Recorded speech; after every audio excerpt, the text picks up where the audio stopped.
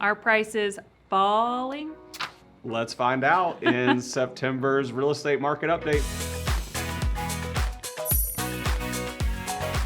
Okay, so what are these big changes that are going on that may have prices falling? Okay, so last month we talked about looking at these numbers this month, and we were predicting that we were going to see some huge changes, and there are some big changes. There are some big changes in here. Okay, so let's get into them. Okay, so the number of new listings from last August to this August, so it's just the number listed in August of last year compared to the number listed August 2021, we were still in the height of Corona. Compared to the number listed this year, is down by 9.1%. Yeah, so there was 6918 last year, and now there's only 6291. Right, but when we compare that to our year-to-date numbers, so what that means is the total number of homes listed through August of last year compared to the total number of homes through this year, there's almost no change. It's like a 0.8% change in the numbers. So kind of a similar trend of new listings coming to the market. Okay. Our pending sales, also a huge drop comparison to last year. This time last year, there were 5,829 pending sales for August. This year, 4,210. That's a 27.8% drop in the number of homes that went under contract in August of this year compared to last year. So there's a big change right there. Almost a third less homes went under contract. Correct. Closed sales, we did 5,953 last year compared to 4,372, which is a negative 26.6, down 26.6%. So again, almost 30%. So the days on the market we've seen a significant change there. Yeah, the other way. Yes. So last year was 15 days, now closer to 20 days. And I remember those market updates last year saying 15 days, that's it. And a house going on for sale sells in almost 2 weeks. Right. So now, and that was the average. Really, we were seeing houses that were priced right and they were in good condition were selling much faster than that. Now we're at 20 days, so we're more on a trend of heading to where it's almost taking a month to sell. Correct. So also let's look at average sales price. So that's the topic of the video, right? Are the prices falling? Right.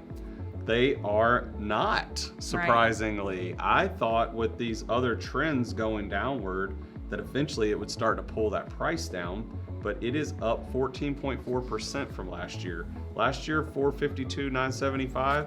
We've now gone over 500,000 average price point, 518,110. Yes. Unbelievable. I remember when a house average, when I was early in real estate, was around 270, 280, something like that. Yeah, you're getting old. It's almost double that now.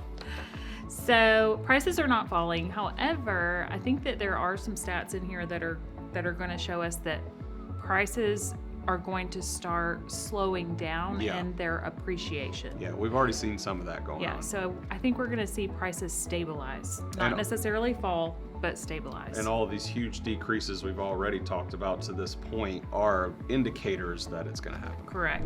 The other numbers that we're going to look at today is the percent of list price to sales price. That is telling us how much negotiating is happening on a deal.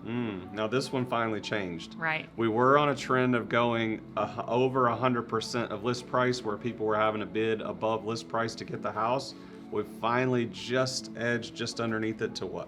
So currently 99.6% of list price. Yeah, so that's encouraging for buyers to see that they do have some more negotiating power in the market right now. Yep, good.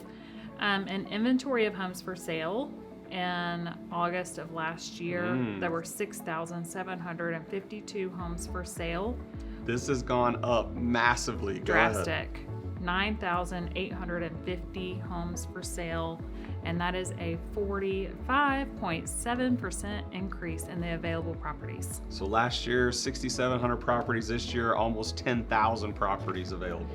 So before we tell you this next stat, I want to kind of go back, and we said our new listings this month was down by 9%. Okay. Meaning sellers were not listing as many properties in August of this year compared to August of last year.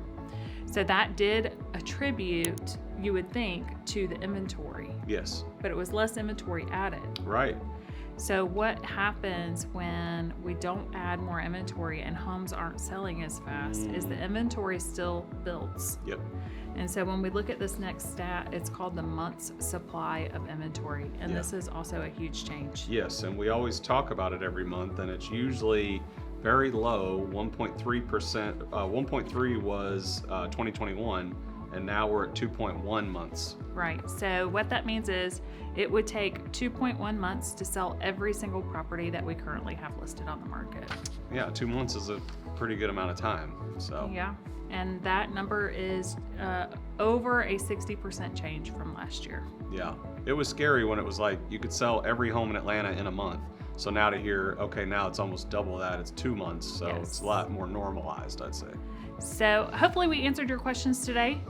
If you have any other questions about the market, or you'd like us to focus on any particular thing about the market update for next month, we'd love to hear feedback from you. Just let us know your comments below. And we have an awesome feature called the Home Bot. You want to talk about that a little bit? Yeah. So if you're on our client list or you want to be on our client list, let us know. You're going to be getting an email. It's going to explain this great feature that we're offering, and it's going to show you the equity position of your home along with tons of other data that's real specific to your property. Yeah, it's way better than the Zestimate that's out there in the world that could or could not be accurate. So you really want to get a hold of this tool. So please reach out to us if you're interested in that. Thanks so much for joining us today. We hope you are enjoying this great fall weather.